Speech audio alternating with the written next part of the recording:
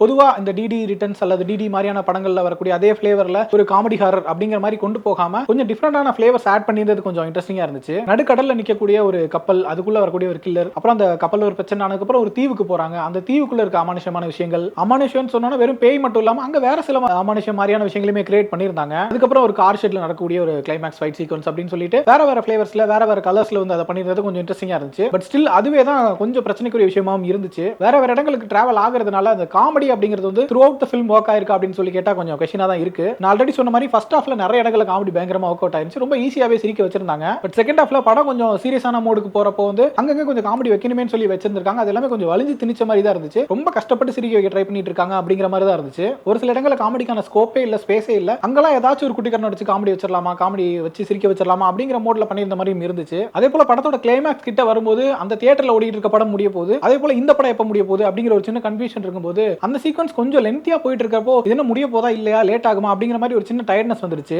அந்த இடங்களை இன்னும் கொஞ்சம் பெட்டரா சுவாரஸ்யமா பண்ணியிருந்தா இன்னும் நல்லா இருந்திருக்கும்னு நினைக்கிறேன். அதே போல படத்துல உறுத்தலா இருந்த இன்னொரு விஷயம் என்ன அப்படின்னு சொல்லி யோசிக்கும்போது சந்தானம் வந்து அவரோட அந்த பாடி லாங்குவேஜ் மாடுலேஷன் எல்லாமே நல்லா தான் இருக்குது. பட் கொஞ்சம் அந்த ஓவர் டோஸ் ஆன மாதிரி இருந்துச்சு. ப்ரோ என்ன ப்ரோ வா ப்ரோ போ ப்ரோன்னு சொல்லிட்டு கொஞ்சம் ஒரு ஓவர் டோஸ் ஆயிடுச்சு. கொஞ்சம் அதை லிமிட் பண்ணி பண்ணியிருந்திருக்கலாமோ கொஞ்சம் இயல்பா அப்படிங்கிற மாதிரி எனக்கு தோணுச்சு. அடுத்ததா படத்துல இன்னொரு குறையா தெரிஞ்ச விஷயம் அப்படின்னு சொல்லணும்னா அந்த ஒரு ரொம்ப பாப்புலரான பாட்டு கோவிந்தா சாங் வந்து ட்ரிம் பண்ணிட்டாங்க. சில கான்ட்ரோவர்சிஸ் போனதுனால அந்த பாட்டை படத்துல யூஸ் பண்ண முடியல. பாட்டா ரொம்ப நல்லா இருந்துச்சு அப்படிங்கறதெல்லாம் தாண்டி இந்த கதைக்கு ரொம்ப தேவைப்பட்ட ஒரு பாட்டா இருந்துச்சு. ஏன்னா அதுல தான் வந்து இந்த கிசா 47ங்கிறவன் யாரு, அவன் என்ன பண்ணிட்டு இருந்தான், என்ன மாதிரி ரிவ்யூவர், அவனோட கேரக்டரைசேஷன் எல்லாமே அதுக்குள்ள தான் இருக்கும். பட் அந்த பாட்டே இல்ல அப்படிங்கும்போது வந்து டைரக்டா படம் ஆரம்பிக்கும் போதே சந்தானத்தோட என்ட்ரி வந்து சும்மா மாடியில உட்கார்ந்து ஃபோன் பார்த்துட்டு இருக்காரு அப்படின்னு சொல்லிட்டு அவர் பத்தின கேரக்டர் இன்ட்ரோடக்ஷனே இல்லாம எஸ்டாப்லிஷ்மெண்ட்ஸே இல்லாம கதைக்குள்ள போனது வந்து ரொம்ப அப்ரப்டா கட் பண்ணிட்டு உள்ள போற மாதிரி இருந்துச்சு. என்னதான் அவங்க பல நெருக்கடிகளுக்கு நடுவுல அந்த சாங்கை ரிமூவ் பண்ணிருக்காங்கனாலுமே வந்து படத்துக்கு அது நிச்சயமா